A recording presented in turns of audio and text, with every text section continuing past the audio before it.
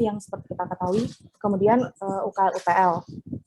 Namun, pada pasal 4 di peraturan yang terbaru ini, itu diperbarui menjadi secara spesifik yang itu AMDAL, UKL-UPL, dan juga SPPL. Nah, pada pasal ini, inilah yang menjadi awal bagi perubahan ataupun perombakan pasal-pasal yang ada di peraturan pemerintah yang lama ke pembaruan peraturan pemerintah yang terbaru ini.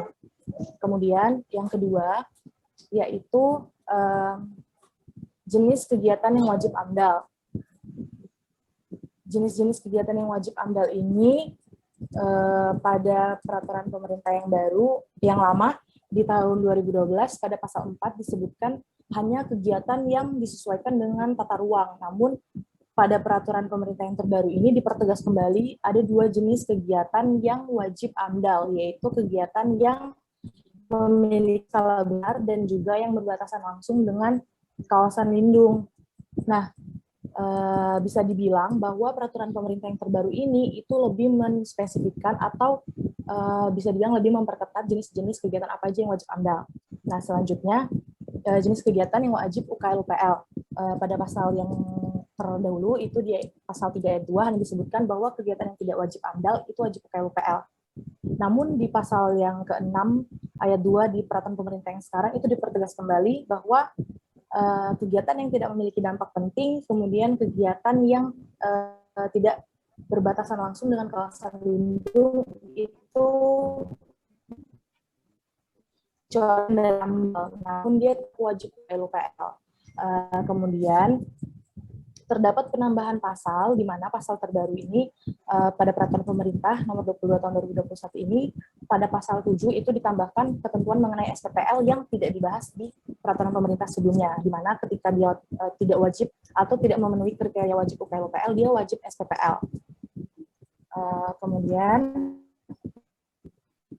selanjutnya itu ada pasal 8 peraturan pemerintah yang terdahulu itu pindah di pasal 22 dan memiliki penambahan ayat mengenai pendekatan studi AMDAL. Namun di peraturan pemerintah yang baru ini pasal 8 itu diganti membahas tentang kriteria kegiatan yang wajib AMDAL. Jadi ketika tadi sudah dibagi menjadi dua kriteria, dibagi lagi kriteria ini yang wajib AMDAL. Yang pertama itu kegiatan yang mengubah bentuk dan benang alam, kemudian yang memiliki eksploitasi terhadap sumber daya alam, kemudian kegiatan yang berpotensi mencemari lingkungan, kegiatan yang mempengaruhi alam dan kelestariannya, kemudian kegiatan yang memiliki ekspor tinggi terhadap pertahanan negara, ketika suatu kegiatan ini menggunakan teknologi yang berpotensi mempengaruhi lingkungan hidup. Nah, kemudian selanjutnya ini adalah pasal yang cukup memiliki perhatian, menarik perhatian masyarakat dan juga memiliki pro kontra khususnya terhadap pemerhati lingkungan. Di mana ini mengenai pasal keterlibatan masyarakat untuk penyusunan AMDAL. Pada pasal 9, Peraturan Pemerintah Nomor 27 Tahun 2012 ini pindah ke pasal 28 di Peraturan Pemerintah Tahun 2021, dan di pasal 28 ini keterlibatan masyarakat itu hanya pada masyarakat yang terdampak secara langsung, sedangkan di peraturan pemerintah yang dulu, yang lama itu ada 3, yaitu yang terkena dampak, kemudian pemerhati lingkungan, dan yang terpengaruh atas segala bentuk keputusan dalam proses AMDAL. Jadi di peraturan yang sekarang ini, pemerhati lingkungan dan pihak-pihak yang terlibat dalam keputusan AMDAL ini tidak lagi dilibatkan gitu. Nah, kenapa bisa dapat pro kontra? Karena memang secara lingkungan gitu ya, pemerhati lingkungannya, kegiatan ini dengan adanya perubahan pasal ini justru kami menilai bahwa peraturan ini justru melonggarkan, bisa dibilang melonggarkan si AMDAL ini gitu, sedangkan kan itu bisa merubah ataupun membuat lingkungan menjadi rusak gitu. Sedangkan dalam segi positifnya adalah undang-undang ini dibuat sebagai anak dari Undang-Undang Cipta Kerja untuk membuat peraturan yang dibuat bisa dibilang penyusunan AMDAL ini lebih efisien dan juga lebih mudah, sehingga membantu proses pertumbuhan ekonomi di Indonesia. Selanjutnya akan dijelaskan oleh anggota kelompok saya, Anissa Asyari.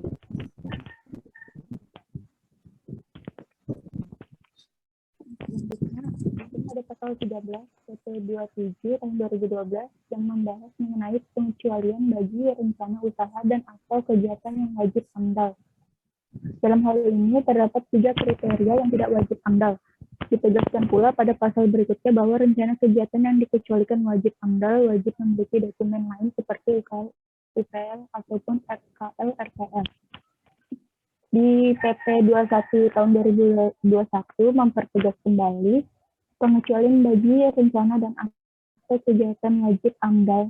Namun PP ini menegaskan dan menambahkan kriteria menjadi 10 kriteria yang tidak diwajibkan AMDAL. Namun sama seperti PP sebelumnya, rencana kegiatan yang dikecualikan dari AMDAL wajib memiliki dokumen lain seperti UKL, UKL, RKL, RKL, dan SPPL.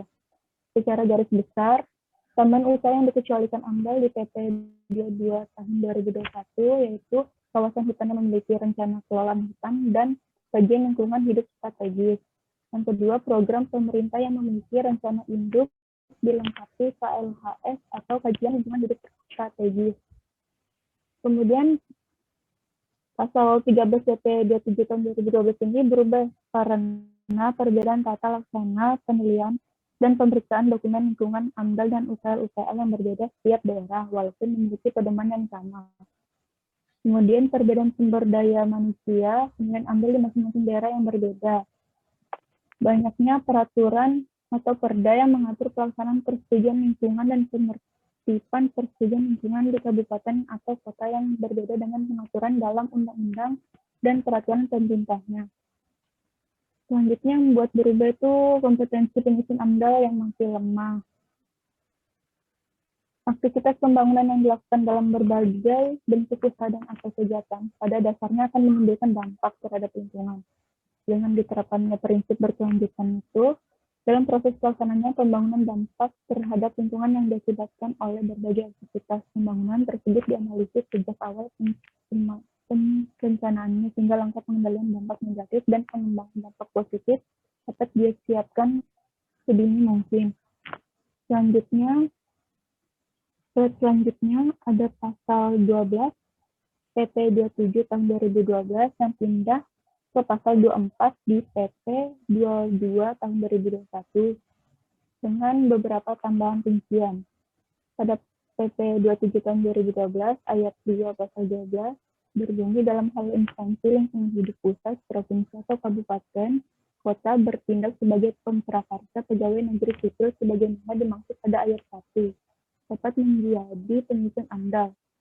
Kemudian ada tambahan rincian itu pada PP 22 tahun 2021 ayat 2 pasal 24 yang berbunyi dalam hal instansi lingkungan hidup pusat, organisasi perangkat daerah yang membidangi lingkungan hidup provinsi atau organisasi perangkat daerah yang membidangi lingkungan hidup kabupaten atau kota bertindak sebagai penanggung jawab usaha dan atau kegiatan aparatur sipil negara sebagaimana dimaksud pada ayat 1 dapat menjadi penyusun AMDAL. Kemudian ada PP 22 tahun 2021 pasal 12 menteri dapat memutuskan untuk menolak atau menerima pengecualian wajib AMDAL. Pasal 13, 14, dan 15 membahas lebih lanjut mengenai pertimbangan menteri untuk menetapkan tidak wajib AMDAL jadi wajib AMDAL. Kemudian PP 22 tahun 2021 pasal 16 dan sampai 19 menyusun hal sebaliknya, di mana menteri dapat memberikan keputusan pengajuan untuk kegiatan yang tadinya dikecualikan dari AMDAL, jadi harus membuat AMDAL. Yang dimana kita tahu pembangunan suatu proyek tanpa menggunakan AMDAL atau analisis mengenai dampak lingkungan tentu sangat merugikan banyak masyarakat di sekitar areal pembangunan. Seperti misalnya dampaknya itu mengalami banjir saat hujan, kelangkaan air sumur, bisa akibat proyek konstruksi, karena letak atau lokasi proyek berada di tengah pemukiman. Selanjutnya akan dijelaskan oleh teman saya.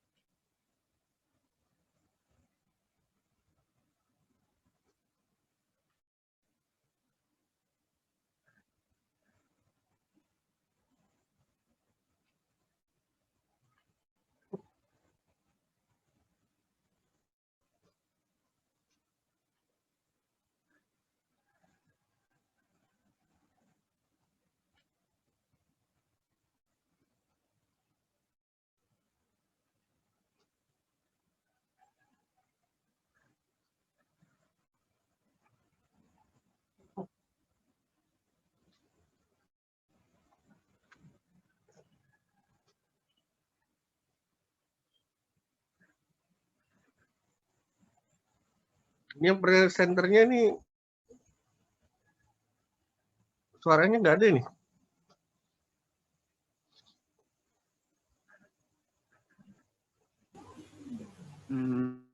Oke, selanjutnya saya akan membacakan bab 2 persetujuan lingkungan.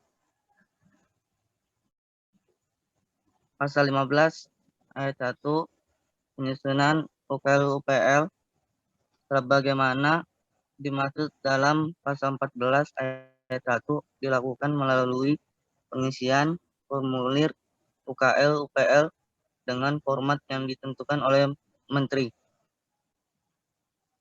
Yang kedua, format sebagaimana dimaksud pada ayat 1 paling sedikit memuat yaitu ada 4, yaitu A. Identitas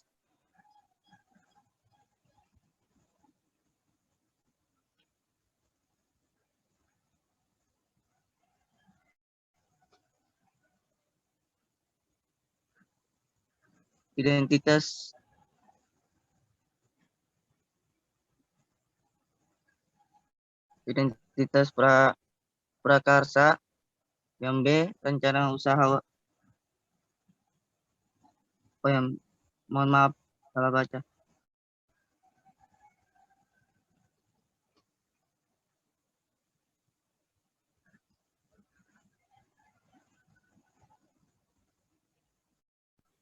Maaf Pak, salah baca Pak. Pada PPT 27 tahun 2012 pada pasal 2 disebutkan bahwa perihal formulir penyusunan UPL memiliki format paling sedikit. Yang A, identitas pemrakarsa. Yang B, rencana usaha dan kegiatan. Yang C, dampak lingkungan yang akan terjadi. D, program pengelolaan dan pemantauan lingkungan. Pada PPT 21 tahun 2021 pada pasal 1 disebutkan bahwa perihal formulir penyusunan UPL memiliki format paling sedikit. Yang pertama, deskripsi rencana usaha dan kegiatan. Yang B, persetujuan teknis.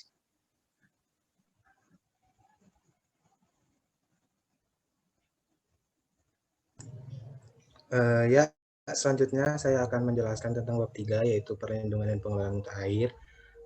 Saya ingin bertanya apakah suara saya terdengar dan mohon maaf bila ada kebisingan. Ya, terdengar.